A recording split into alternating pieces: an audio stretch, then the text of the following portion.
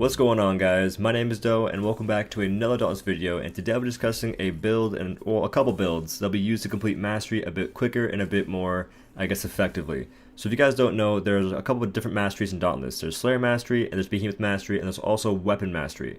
Well, the hardest mastery by far is going to be for Behemoth Mastery. This is because you need to kill Behemoths, which isn't that big a deal, but you need to wound them, stagger them, interrupt them in some cases. And I was looking at my own mastery, which I've been Slayer Mastery 50 for like a couple weeks now, and I've been Behemoth Mastery 47 for a few days. And Behemoth Mastery's been the hardest for me, and I think for everyone so far. But I noticed that for my Behemoth Mastery, I'm missing a ton of staggers for most Behemoths, which in my case makes a ton of sense because I spent pretty much a week and a half just playing the Warpike and getting as many wounds as possible. I got 2,500 wounds in around a week and a half, and that in itself means I got no staggers. The reason why is because the Warpike, the way you wound is you do a light attack, which on PC it's left click, on PS4 it's square.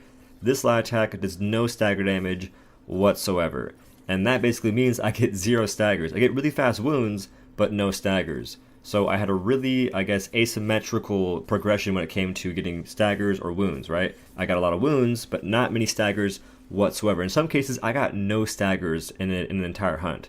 Actually, pretty often, I was getting no staggers, and this did not help me out in getting my Behemoth Mastery done really quickly. So today, I'll be showing you guys some builds for weapons that you can actually turn into a wounding weapon, so you can work on Behemoth Mastery a bit smarter and get it done quicker. Now it's time to discuss the weapons you can make do wound damage, and then the builds. So for the weapons, pretty much anything can do wound damage, just slap on either barbed or acidic, but I recommend just doing acidic and only acidic +3. That's my recommendation. And for the weapons, I think that the best weapons to do wound damage are going to be the chain blades and the axe. The sword can do it kind of fine, the hammer also kind of fine, but the hammer will kill things really quickly because the Aether Slams do not do wound damage. And this will just destroy a behemoth and you won't really get much wounding done, you'll just kill it. It's not a bad option because you will get staggers and you'll get wounds, but it's not the most effective option in my opinion. Now the sword, it's kind of in a weird spot right now to where the chain blades I feel are just in a better spot overall. The chain blades can now interrupt, their dash is more like a roll in a sense that the iframes are faster. So the chain blades just feel a bit better for doing it, and plus chain blades have an AoE spin that can hit a lot of parts and do crit wound damage. Well, they can crit a part and that crit will also make the wound do more damage, so it's kind of nice in that sense. And the axe has a new mod called Rail Splitter's Canteen. This mod makes it so when you throw your special, before catching it or before picking it up, you can pop potions or tonics, and those tonics get 50% increased effectiveness. And the cool part is there are 2 tonics that actually help out the mastery very greatly. These are going to be Assault Tonic and Insight Tonic. Assault Tonic gives you more stagger damage, Insight Tonic gives you more wound damage. So using Rail Splitter's Canteen, both these tonics will get 50% increased effectiveness, which is going to help out Behemoth Mastery a ton. But it doesn't really matter too much, just pick the weapon you want to play because every single weapon I just listed, the axe, hammer, sword, and chain blades are really good at wounding things if you just have +3 acidic. And to make things easier, every single build I'll be listing will be using the Hellion weapons, making the builds mostly modular. The only build that will be a bit different than the rest will be the Hellion axe build, so let's go ahead and get started with that build first. For the Wound Axe build, I'm using the Hellion Axe with Overpower and Rage Hunter in the cell slots, and the special is going to be the Grim Onslaught because this is the best special in the game for the axe currently. And the modifier for the axe will be Rail Splitter's Canteen, which again, tonics consumed when your axe is thrown have a 50% increased effectiveness. And all that means is when you throw your axe, either consume it before you catch it or consume tonics before you pick it up. Whichever the case, just do that, you'll get 50% increased effectiveness, which is actually a big deal for some tonics. Now the gear in this build will be slightly different than other builds, and that's going to be the Hellion Helmet with Predator, the Hellion Chest Piece with Molten, the Rezakiri Gloves with Acidic, and the Koshai Feet with Conduit, and finally the Embermane's Rapture with +3 Aetheric Attunement, which all these cells are +3 in my build, and the end result is going to be +6 Conduit, Molten, Overpower, Predator, Rage Hunter with +3 Acidic and Aetheric Attunement. And the biggest portion of this build, and the main thing I wanted to point out, is that this build has a lot of damage, and it has some attack speed to help suit the axe and make it to where you can actually do your swings. Now, if you still find this attack speed not to be enough, there are other options. The sword, and in my case, I would suggest the chain blades.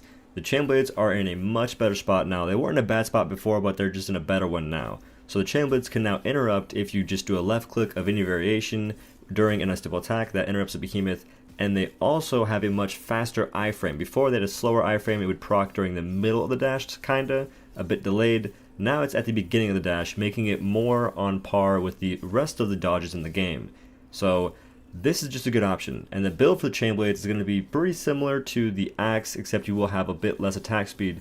And anyway, onto the build, you're going to have the Hellion chain blades with overpower and Rage Hunter just like the axe, and the special will be Cool Rift Strike. You can pick Reaper's Dance, whatever you prefer, it's up to you. Now the mod will be Serrated Blades. This is unlocked at level 16 for the Chainblade Mastery, and this is where bladed attacks have a chance to cause your next swinging blades to be a critical strike. So bladed attacks are your light attack or left click on PC, square on PS4, and this will make it to your swinging blades, which is a double light attack followed by a heavy attack, and that whole heavy attack will be a crit, which is pretty much a big horizontal, like, you're doing like jump rope, but just horizontally, so you do a lot of damage. It's pretty crazy. And that is how you get some pretty good wound damage in, and it just makes it to where you get an even coat of wound damage on all the parts of the behemoth. Now the build is going to have the Hellion Helmet with Berserker, the Koshai Chest Piece with Aetheric Attunement, and the Rezakiri Gloves with Acidic, and the Koshai Feet with Conduit, and Emrain's Rapture with a +3 Conduit, or +3 Aetheric Attunement as well.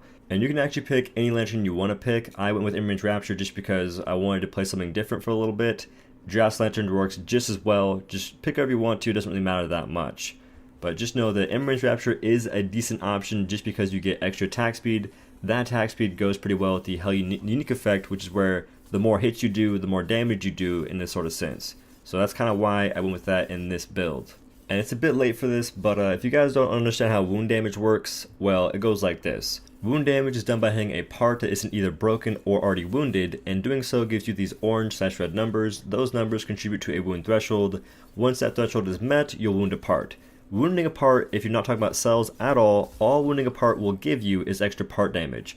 For slashing weapons, I think they get 50% extra part damage, and for other weapons, it's around 25%. And it's just part damage. And to be clear, wound damage and part damage do not contribute to killing behemoths, just so we're on the same page. Now, wound damage is important because, like I said, the whole video itself is about getting more wounds and staggers in general, just because you need those for mastery. That's just kind of what the whole video is about. But that's also the end of this video. If you guys liked it, be sure to leave a like. If you want to, leave a comment down below, and subscribe to this channel if you want to see more Dauntless content. That is what I do here. That's what this channel is about currently. So it's a good time. People like it. People find the videos helpful, which means a lot, and I appreciate that, guys. And if you guys want to, check out my Twitch. I'm a Twitch partner, Dauntless partner. I have my own Twitch Flare for Dauntless. It's pretty cool. And finally, if you guys don't know, I do have an Epic Games support code. It's just going to be Odo. Use that in the Epic Games store for anything you buy if you want to, or in the in-game Dauntless store. Every purchase you make supports me very greatly. I appreciate that, and thank you all for everyone that does that. And thank you for watching this video. I'll see you in the next one. Peace.